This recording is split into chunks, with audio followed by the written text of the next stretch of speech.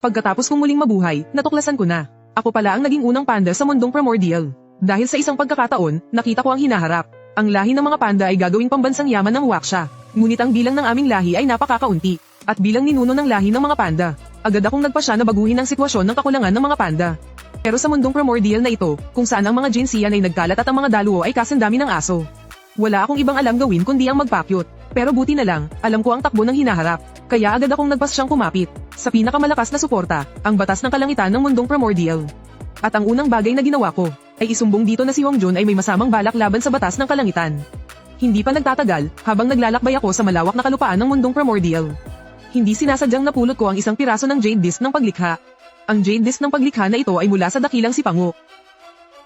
Sa pagkakapulot ng ganito kaalagang bagay, natural lang na kailangan kong magtago. Agad akong lumipad papunta sa likod ng isang bundok sa isang malawak na kagubatan. Isang kumpas ng aking pangalmat ay lumikha ng isang di kapansing-pansing kuweba. Pagpasok sa loob ng kuweba, niyakap ko ang piraso ng disc at sinimulang unawain ito. Pero, bilang isang panda, kahit na ako pa ang ninunong oso, hindi ko pa rin kayang labanan ang aking likas na katangian. Habang lalo ko itong pinag-aaralan, lalo akong inaantok. Unti-unti, matagumpay akong nakatulog habang yakap ang piraso ng disc. Ang aking malinaw na laway ay unti-unting tumulo, at ang tulog kong iyon ay tumagal ng 100,000 taon. Sa loob ng 100,000 taong iyon, dahil nasipsip ng lupa ang aking laway, at dahil na rin sa masaganang espiritual na enerhiya sa paligid, ilang mga panda ang isinilang mula sa kalikasan. Ang mga pandang ito ay dumami at nanirahan sa kagubatang ito. Mula noon, nagkaroon ng pangalan ang lugar na ito, kagubatan ng mga panda. Sa sandaling iyon, sa wakas ay nagising na ako. Kinusat-kusot ko ang aking mga mata. Nakakuha ako ng malaking pagkakataon mula sa piraso ng Jade Disc ng paglikha.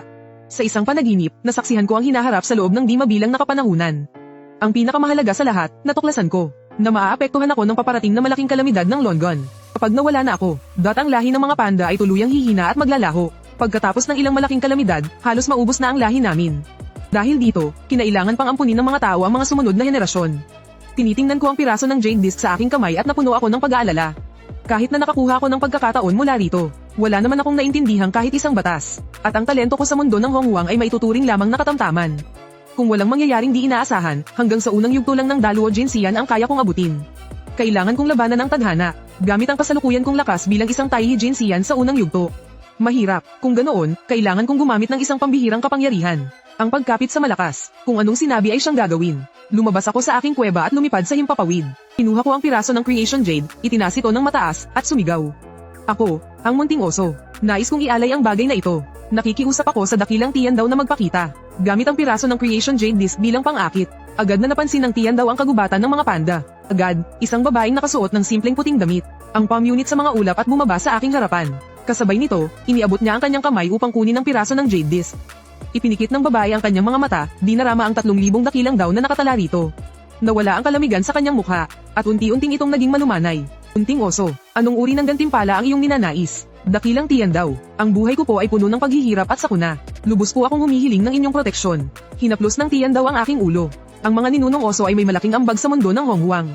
Iginagawad ko ang kagubatan ng mga panda bilang lupain ng lahi ng mga dambuhalang panda. Hindi ito maaaring pasukin ng ibang lahi ng walang dahilan. Ang banal na tunog ng batas ng kalangitan ay umalingaw sa buong mundo ng Honghuang. Pagkatapos nito, akma ng aakyat pabalik sa langit ang tiyan daw.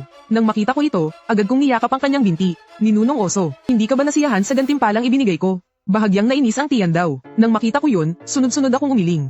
Gusto kong isumbong si Hongjun. Ang matandang iyon ay mayroon ding piraso ng Creation Jade. Naglakas loob siyang itago ito at hindi ialay sa inyo, dakilang tiyan daw. At saka, sa hinaharap, lihim siyang magbabalak laban sa inyo. Nais niyang alisin ang inyong kapangyarihan, at gawin kayong kanyang tao-tauhan. Pagkatapos, isinalaysay ko ang aking pangitain. Ang lahat ng nakita ko ay sinabi ko kay Tian Dao. Si Hongjun ay natural na kilala ni Tian Dao, dahil siya ang kasalukuyan niyang kakampi. Ngayon na sinabi ko ito, hindi maiwasan ni Tian Dao na magduda. Ngunit nagtaka siya kung paano ko ito nalaman. Agad niyang iniabot ang kanyang kamay sa akin. Hindi ko napigilan at lumipad ako papunta sa kanyang palad. Ang aking kaluluwa ay nalantad sa kanyang harapan. Lahat ng aking alaala at iba't ibang masasamang saloobin ay kitang-kita ni Tian Dao at walang naitago. Hindi ko inasahan na sa hinaharap, ako ay lubhang mapipinsala dahil sa pagkanan ni Hongjun gamit ang kalamidad ng Feng Shen. At pagkatapos ay muli akong pininsala gamit ang kalamidad ng paglalakbay sa kanluran. Ang pakikipagisa ni Hongjun sa Dao sa simula pa lang ay para lamunin ako. Nang maisip ito, labis na nagalit si Tian Dao. Ngunit si Hongjun ay may pundasyon ng 3,000 Diyos at demonyo ng Chaos. Hindi ako maaaring direktang kumilos para paslangin siya. Nais akong lamunin ni Hongjun. At gusto ko rin siyang lamunin. Munting oso, nais mong kumapit sa aking kapangyarihan. Pagbibigyan kita. Mula ngayon, ikaw na ang aking oso. Nagpapasalamat po ang munting oso sa pagkalinga ng dakilang Tiandaw. Sa pilitang siniyasat ni Tiandaw ang aking kaluluwa. Kaya ngayon ay medyo nahihilo pa ako. Nang makita ito, iniunat ni Tiandaw ang kanyang kamay at tinipon ng espiritual na kapangyarihan. Ang kapangyarihan ay damaloy sa aking katawan na parang isang malaking ilog. Ang limitasyon sa loob ko ay kaagad na nawasak. Dahil dito, mula sa pagiging nasa unang antas ng Tai Golden Immortal. Mabilis na umakyat ang kapangyarihan ko hanggang sa pinakamataas na antas. Hindi na angkop na lagi kitang tawaging munting oso. Mula ngayon, ang pangalan mo ay Xiaobei. Binigyan ako ng babaeng Tiandaw ng isang bagong pangalan. Salamat po, Tiandaw, sa ipinagkaloob ninyong pangalan. Xiaobei, may ilang bagay dito sa Honghuang na hindi ko maaaring pakialaman. Kaya naiintindihan mo na, hinubog ko ng muli ang iyong likas na talento. Magpalakas kang mabuti, hindi magiging problema ang pag-abot sa antas ng pagiging isang banal. Bilang oso ko, sa hinaharap, magkakaroon ka ng isang pwesto bilang isang banal. Habang hinihimas ako, binibigyan ako ng katiyakan ng kalangitan. Masaya akong tumango, kapag naging banal na ako sa hinaharap. Ano kaya ang magiging banal na pangalan ko? Ang dakilang banal na pambansang yaman.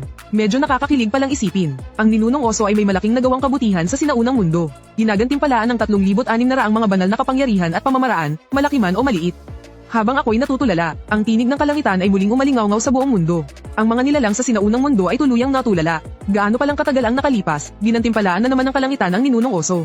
Ano bang ginawa ng osong yan? Pinaplos ng kalangitan ang ulo ko, at ipinasok ang 3,600 uri ng pamamaraan sa aking kaluluwa. Pagkatapos ay umalis na ang kalangitan. Tumingin ako sa direksyon kung saan siya umalis at tumango. Ang ibig sabihin ng kalangitan ay dapat kong pabilisin ang dakilang kalamidad ng Dragon Han. Para mapaaga ang digmaan ng Dao at demonyo. At sa gayon ay mapilitan si Hongjun na maging banal ng mas maaga. Pagkatapos, lumipad ako pabalik sa gubat ng mga panda. Nang ilabas ko ang aking aura, ang libu-libong oso ay nagsilapitan para sa mamba. Bagamat sa loob ng 100,000 taon na ito, wala akong naging pakialam kung mabuhay man sila o mamatay. Ngunit kailangan pa rin nila akong paglingkuran ng may lubos na paggalang. Bilang ako ang ninuno ng lahat ng oso, ang kapalaran ng mga panda ay halos nasa akin lahat. Habang tinitingnan ko ang ibang mga panda, na ang mga ulo pa lang nila ay mas malaki na sa buong katawan ko. Ang oso na ito ay biglang nakaramdam ng hiya, anyo ng kalangitan at lupa, tunay na katawan ng makalangit na oso. Agad kong ginamit ang kapangyarihang nasa aking dugo. Ang katawan kong isang talampakan lang ang taas ay agad na naging isang dambuhalang oso na may taas na 10 zang. Lahat ng panda ay nakatingin sa akin habang ginagamit ko ang aking kapangyarihan. Ang kanilang mga mata ay puno ng paghanga. Sa 100,000 taon ng pagpaparami, ang lahi ng mga panda ay umasa sa sariling pagsipsip ng enerhiya ng langit at lupa. Ang 3 pinuno sa lahi ay umabot na sa unang antas ng gintong immortal. Marami ring ibang oso na nasa antas ng matalinghagang immortal at celestial na immortal. Ngunit dahil ang mga pandang ito ay hindi mga likas na nilalang, kaya wala silang anumang likas na banal na kapangyarihan o pamamaraan. Dahil dito, ang buong angkan ng mga panda ay mayroon lang mataas na antas. Pero hindi marunong gumamit ng espiritual na lakas. Umaasa lang sila sa purong lakas para mabuhay. Bakit kayo nakatingin sa akin, ang inyong ninunong oso? Naramdaman ko ang nag-aalab na pagnanasa sa kanilang mga mata. Pakiusap, dakilang pinuno, turuan niyo po kami ng mga pamamaraan at kapangyarihan. Para muling bumangon ng ating angkan ng mga panda. Libu-libong panda ang sabay-sabay na yumukod sa akin ng buong lakas. Sa sobrang lakas, nayanig ang buong kalupaan. Lahat naman tayo ay iisang pamilya ng mga oso. Natural lang na ituturo ko sa inyo, bilang ninuno ninyo, ang mga pamamaraan at kapangyarihan. Napangiti ako ng alanganin. Ang sinabi ko ay gagawin ko. Itinuro ko sa angkan ng panda ang ilan sa mga likas kong kakayahan. Ang Tang Qinju at Tian Xianghao ay parehong nagpapalakas ng katawan. At ang kakayahang gamitin ng kapangyarihan ng Tian Qingxiang, ang Tian Xiangbao Dayan at ang Zhu Xiongzhou. Ang isa ay paraan para sa paglinang ng isipan, at ang isa naman ay isang kumpletong gabay sa pagsasanay. Naglalaman ito ng iba't ibang maliliit na mahika. Siyempre, nagtira ako ng ilang mga alas para sa aking sarili. Kung ituturo ko ang lahat sa ibang mga oso, paano pa ako magiging ninuno nila? At kahit na ang angkan ng panda ay walang mga pamamaraan at kapangyarihan noon, ginamit nila ang kanilang malalakas na pangangatawan para pagharian ang kagubatan ng mga panda. Nakaipon din sila ng maraming hindi gaanong kahalagahang mga kayamanan ng langit at lupa. Pumunta ako sa kanilang imbakan ng yaman at kinuha ang malaking bahagi nito.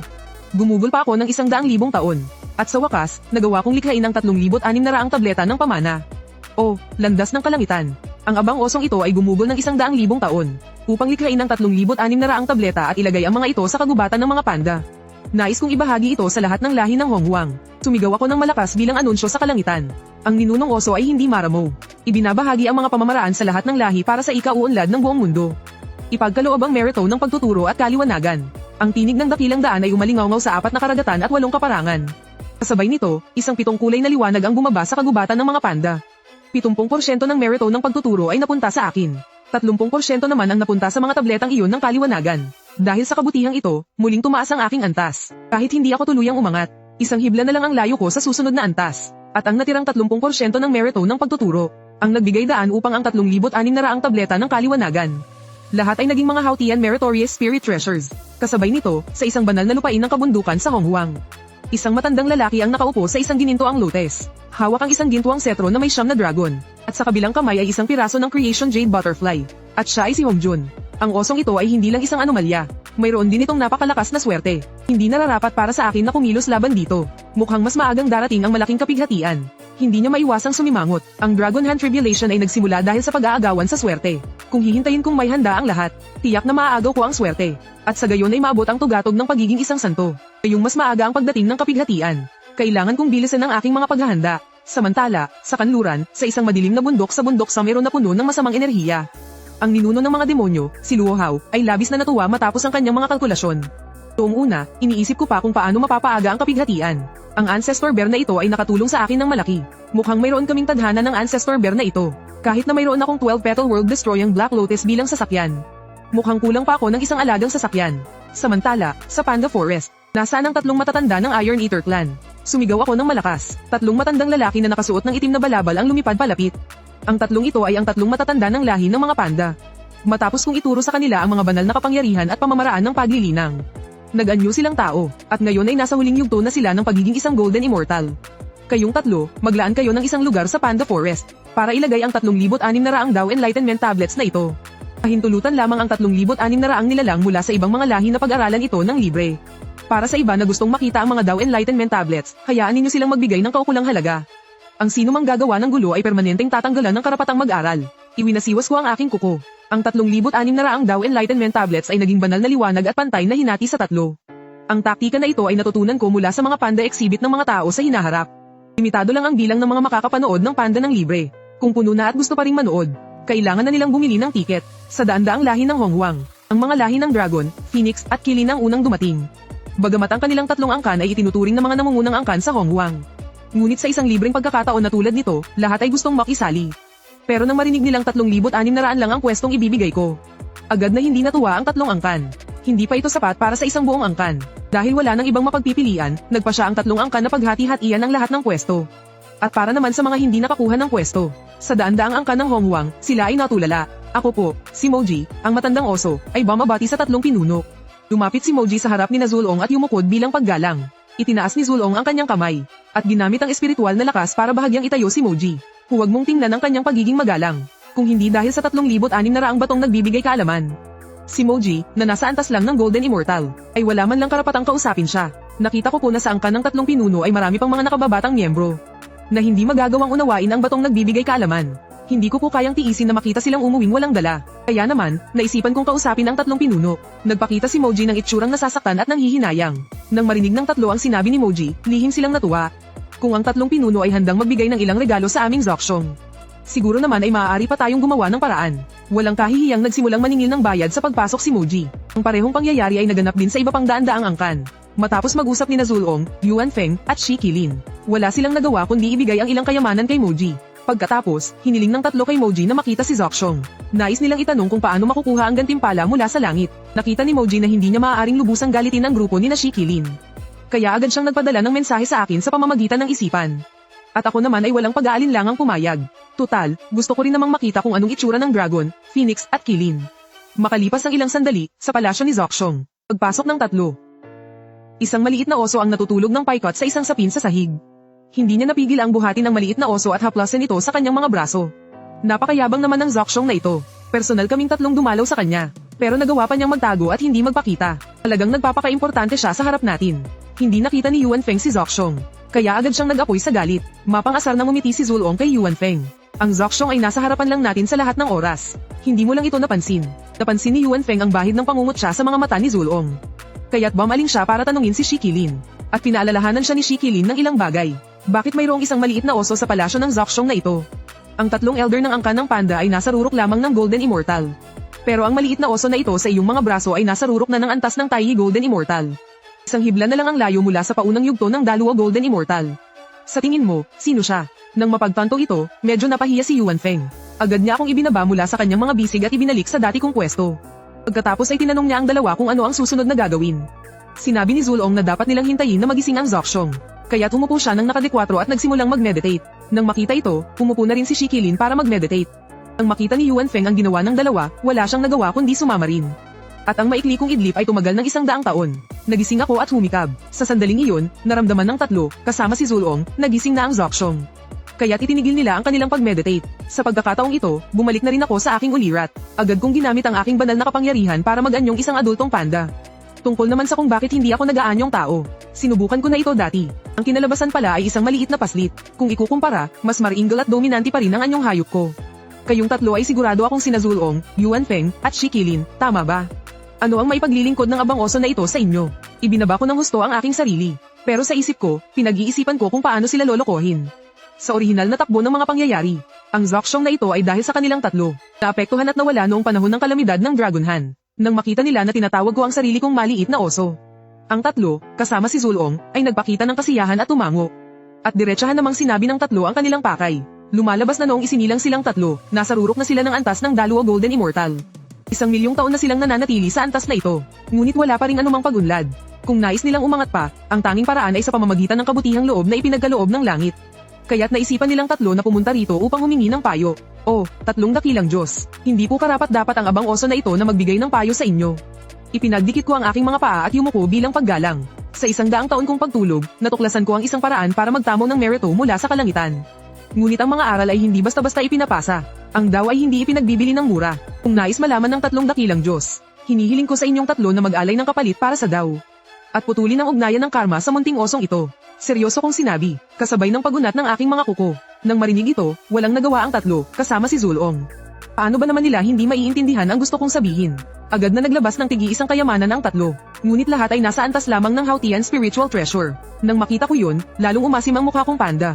Tatlong pinuno, kung nais ninyong putulin ang ugnayan ng karma. Ang tatlong bagay na ito ay hindi sapat. Kaya kahit na bumaba pa ang merito mula sa kalangitan sa hinaharap, siguradong may isang bahagi para sa munting osong ito. Ngunit narinig ng munting osong ito na ang mga Siantian Spiritual Treasure ang pinaka-epektibo sa pagputol ng ugnayan ng karma. Matapos kong itago ang tatlong walang kwentang Hautian, iniunat ko ulit ang aking mga kuko. Nang marinig nilang gusto kong makisawsaw sa merito, agad na kinuha ni Shikilin ang isang halaman. Isang Siantian Spiritual Root na 5 Needle Pine at ibinigay sa akin. Lumapit din si Yuan Feng at inilabas ang 9 Heavens Breathing Soil. Hindi naman nagpahuli si Zulong. Binigay niya sa akin ang Siantian Spiritual Treasure na Purple Lightning Hammer. Pagkakita ko rito, nanatili akong kalmado sa labas. Ngunit sa loob-loob ko, tuwang-tuwa na ako.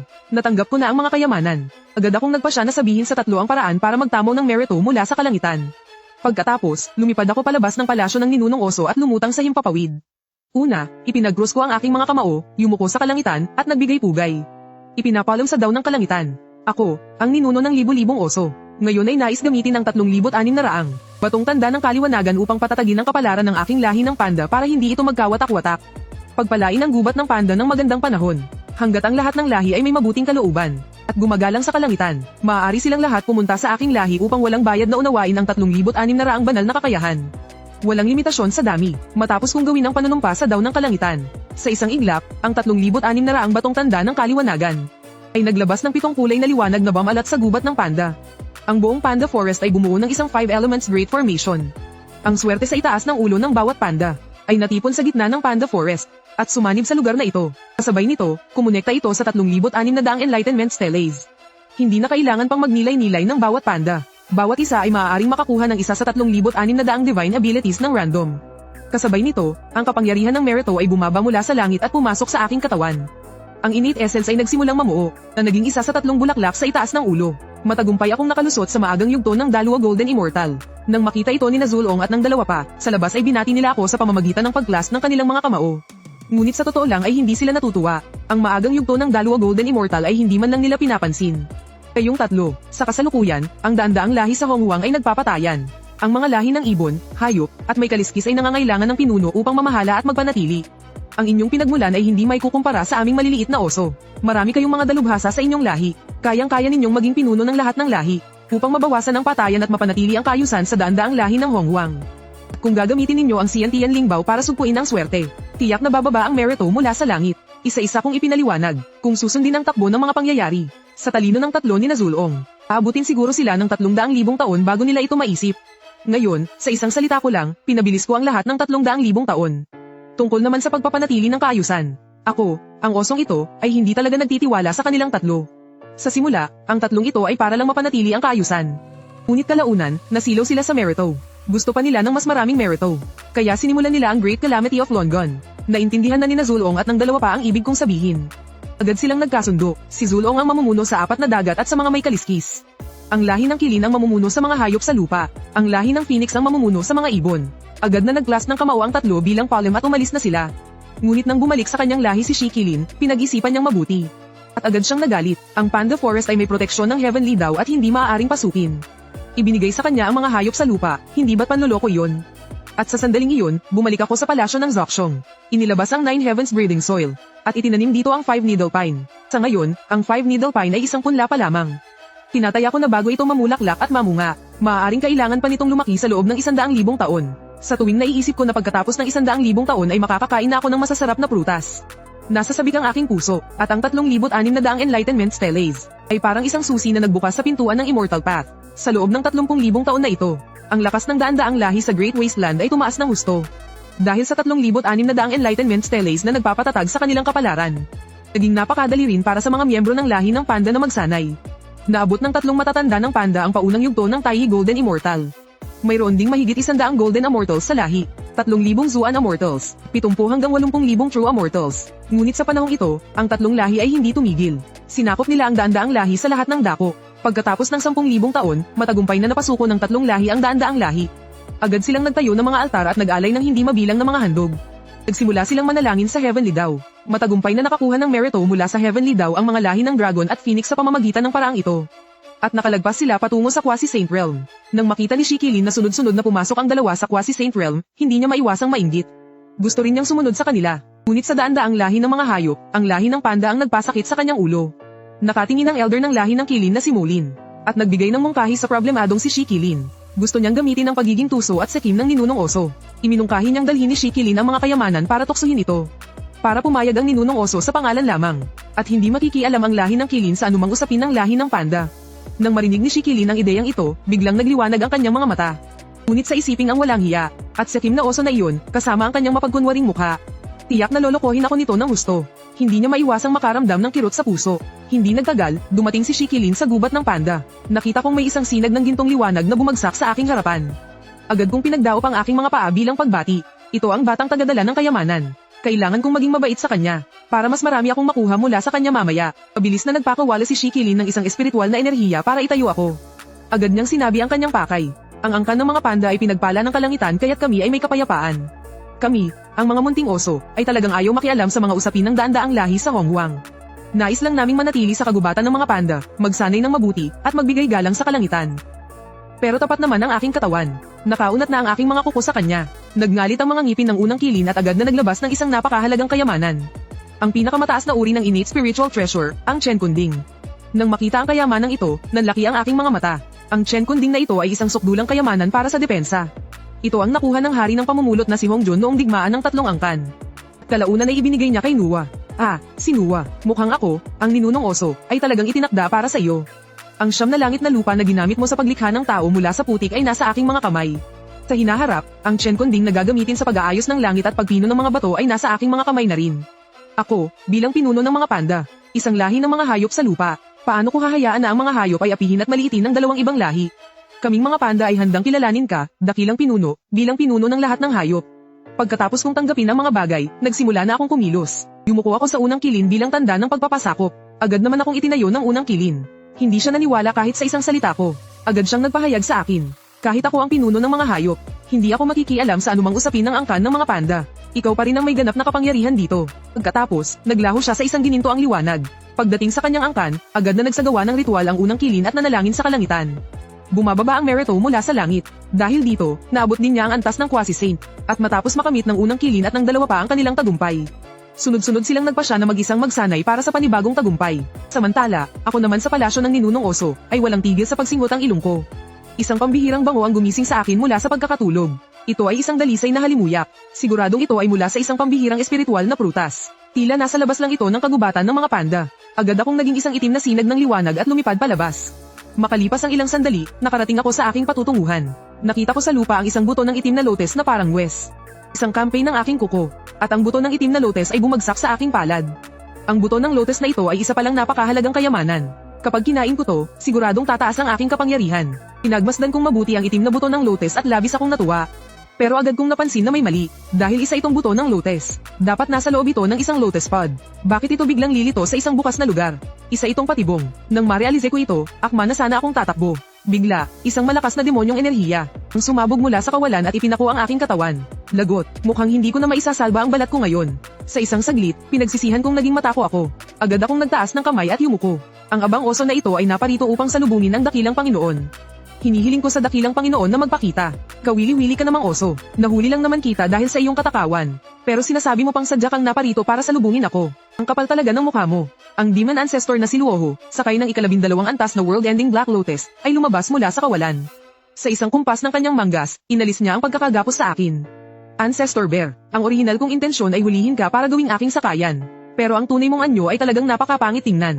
Isang insulto sa aking imahe, kaya't kailangan ko na lang itong kalimutan. Matapos akong pakawalan, nahulaan ko na rin ang pagkatao ng taong ito. Minamaliit mo ang mga oso. Buti nga sa'yo at pinatay ka ni Hongjun. Matapos ko siyang isumpa sa aking isipan, kinuha ko ang buto ng world-ending Black Lotus at naghanda ng bumalik sa aking Panda Forest. Ngunit itinaas ni Luoho ang isang kamay, at isang harang nagawa sa demonyong hamog ang hamarang sa aking harapan. Ancestor Bear, kahit na hindi tayo itinadhana bilang mag-amo at sakayan, ngunit lubos kitang nagustuhan. Bibigyan kita ng isang magandang pagkakataon. Samahan mo akong maglakbay sa Primordial World. Salamat sa iyong kabutihang loob, dakilang Panginoon. Ang kapangyarihan ng abang oso na ito ay masyadong mahina, sobrang delikado ang maglakbay sa Primordial World. Sa tingin ko ay mas ligtas na manatili na lang sa Panda Forest. Yumukod ako at nagbigay galang kay Demon Ancestor Luoho. Umaasa na palayain na niya ako. Pagkarinig sa aking mga salita, galit na sinabi ni Demon Ancestor Luoho. Sobrang duwag. Ako ay nasa rurok na ng Quasi-Sage Realm. Sa aking paningin, ang tatlong Dragon Ancestor ay parang mga langgam lang. Sumama ka sa akin sa paglalakbay. Sino ang may kakayahang saktan ka? Kapag dumating na ang malaking sakuna, papayagan kitang bumalik ng kusa.